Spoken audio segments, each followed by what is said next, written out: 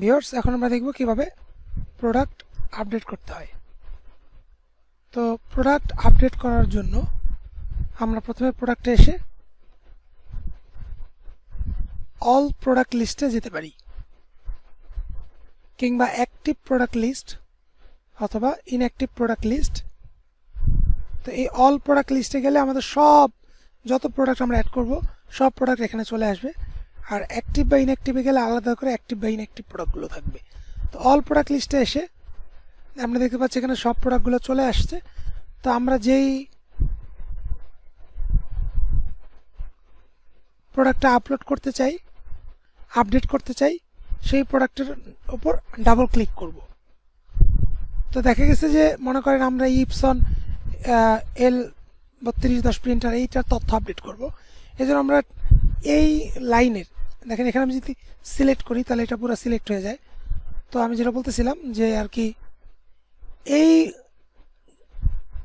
Rho বা এই সারিটার যে কোনো জায়গায় এই ঘর যে কোনো জায়গায় ডাবল ক্লিক করলে বা এন্টার চাপ দিলেই আমাদের কি হবে, ওই প্রোডাক্ট লিস্টটা ওপেন হয়ে যাবে। তো আমি যদি ডাবল ক্লিক করি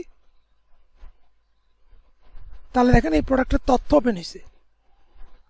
এখন আমি এখান থেকে যা আপডেট করতে চাই করতে পারি, নাম, দাম, ওয়ারেন্টি, প্রাইস, যেটা আপডেট করতে করব। তো আপডেট করার ক্ষেত্রে যা এখানে আপডেট চেঞ্জ করে এখানে আপডেট প্রোডাক্ট ইনফরমেশনে ক্লিক করলে হবে। তবে এখানে একটা জিনিস খুবই গুরুত্বপূর্ণ, সেটা হচ্ছে যদি ব্রাঞ্চ টাইপ 1 হয়, যদি ব্রাঞ্চ টাইপ 1 হয় অর্থাৎ কোনো প্রোডাক্ট যদি ইউনিক বারকোড দেওয়া থাকে, ইয়েস করা থাকে, তো এইটাকে আপনি একবার যদি মানে ইয়েস করে দেন, এরপর আপনি চাইলেও নো করতে পারবেন না। আর আপনি এখান থেকে নো করে আমি যদি এটাকে আপডেট করি, ওকে, এরপর যে আমি এরপর ডাবল ক্লিক করি, দেখেন ইউনিক প্রোডাক্টটা কি, এটা ইয়েসই আছে, এটা কিন্তু নো হয় নাই। আপনি ফিক্সড প্রাইসটা চাইলে নো করতে পারবেন, কোনো সমস্যা নেই, ওকে। কিন্তু এই ইউনিক বারকোডটাকে কখনোই আপনি নো করতে আর পারবেন না। তো এখন যদি কোনো একটা প্রোডাক্টে ইউনিক বারকোড বা সিরিয়ালের প্রোডাক্ট হিসেবে আপনি এন্ট্রি দিয়ে ফেলেন, তখন করণীয় কি? মানে একটা প্রোডাক্টের সিরিয়াল নম্বর নাই, তারপর আপনি ইয়েস দিয়ে ফেলছেন, এখন এটাকে তো আর নো করতে পারতেছেন না। তাহলে আপনি কি করবেন? তাহলে আপনার কাজ হচ্ছে ওই প্রোডাক্টটাকে ইনঅ্যাক্টিভ করে দেওয়া। অ্যাক্টিভ এই নামটা একদম চেঞ্জ করে দিয়ে কি করবেন, এই নামটাকে মনে করেন XYZ বা ZZZ এরকম কিছু একটা নাম দিয়ে আপনি এটাকে কি করবেন, এই অ্যাক্টিভ চিহ্নটা উঠিয়ে দিয়ে আপনি সেভ করে দেবেন।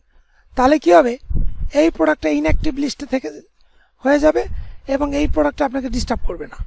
আপনি দেখলে বুঝবেন ও এটা ভুল হয়েছে, এটা ভুল প্রোডাক্ট। কিন্তু এটাকে ডিলিট করার কোনো অপশন নেই, তারপরে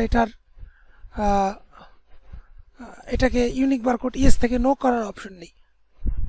এটা হচ্ছে যারা ব্রাঞ্চ টাইপ 1 তাদের জন্য একটা মানে ওয়ার্নিং বা সতর্কতা। আর যদি এটা আপনার ব্রাঞ্চ টাইপ 2 হয়, আমরা যেখান থেকে যে ব্রাঞ্চ টাইপ 2 রিফ্রেশ করি, তো এখানে এবার ব্রাঞ্চ টাইপ 2 এর যদি আমরা কোনো একটা প্রোডাক্ট আপডেট করতে চাই, তখন কিন্তু এখানে আমরা এই one click to cart yes বা নো যেটা ইচ্ছে সেটাই করতে পারবো। শুধুমাত্র ব্রাঞ্চ টাইপ 1 এর ক্ষেত্রে ইউনিক বারকোডটা আর একবার ইয়েস করে দিলে নো করা যায় না। এছাড়া আর কোনো পার্থক্য নেই। ব্রাঞ্চ টাইপ 1 বা 2 যেটাই হোক, ওই একই রকম নিয়ম। এখানে এই অল প্রোডাক্ট লিস্টে বা অ্যাক্টিভ প্রোডাক্ট লিস্ট বা ইনঅ্যাক্টিভ প্রোডাক্ট লিস্টে এসে আপনার এখান থেকে প্রোডাক্ট লিস্ট বের করে আপনারা সেই প্রোডাক্টের তথ্য আপডেট করতে পারেন। তো এই যে এখানে একটা বিষয় জানার আছে, সেটা হচ্ছে এই যে আপনি দেখতে পাচ্ছেন এখানে আইডি নম্বরটা উল্টাপাল্টা হয়ে আসছে। এখানে মতো নাম দিয়ে শর্ট হয়েছে, যেটা নামের বানান আগে সেটা আগে আসছে। তো আপনারা চাইলে যদি চান যে আইডি দিয়ে সিরিয়াল করবেন, এখানে জাস্ট আইডির উপর ক্লিক করলেই দেখেন 1 2 3 4 এভাবে সিরিয়াল হয়ে গেছে। আবার যদি আপনি নাম দিয়ে সিলেক্ট এখানে ক্লিক করলেই নাম দিয়ে সিরিয়াল হয়ে গেছে। আমরা যদি এই যে কোনো ঘরের ওপর যদি ক্লিক করেন, আপনি চাইলেন যে ব্র্যান্ড নেম দিয়ে সাজাবেন, ব্র্যান্ড নেমের সিরিয়াল অনুযায়ী এখানে ক্লিক করলেই দেখেন ব্র্যান্ড নেম অনুযায়ী এটা চলে আসছে আগে, যেটা F, তারপরে L, A, P, S, ওই সিরিয়াল অনুযায়ী অ্যালফাবেট অনুযায়ী যেটা আগে সেটা আগে আসতেছে। এভাবে আপনি এখান থেকে এই সিরিয়ালগুলো চেক করতে পারবেন।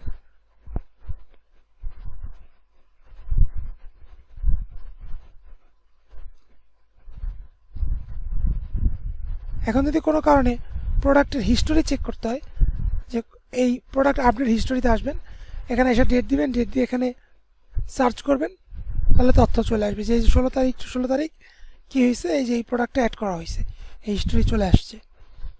নিউ প্রোডাক্ট ওয়াজ অ্যাডেড, যার আইডি নম্বর 8। আর কাস্টমারকে যদি কোনো লিস্ট দিতে চান, প্রাইস লিস্ট, তো এখান থেকে রেগুলার কাস্টমার প্রাইস লিস্ট, এই লিস্ট চলে আসবে, এখান থেকে প্রিন্ট করলেই প্রিন্ট হয়ে যাবে। এটা আপনি প্রিন্ট করে নিয়ে এই যে প্রিন্ট বাটন, এখান থেকে প্রিন্ট করে নিয়ে কাস্টমারকে দিয়ে দিতে পারেন।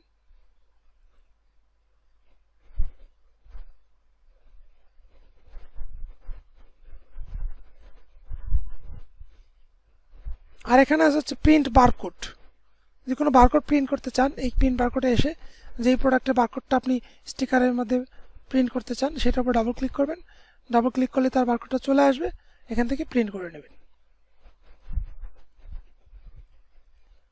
আর হচ্ছে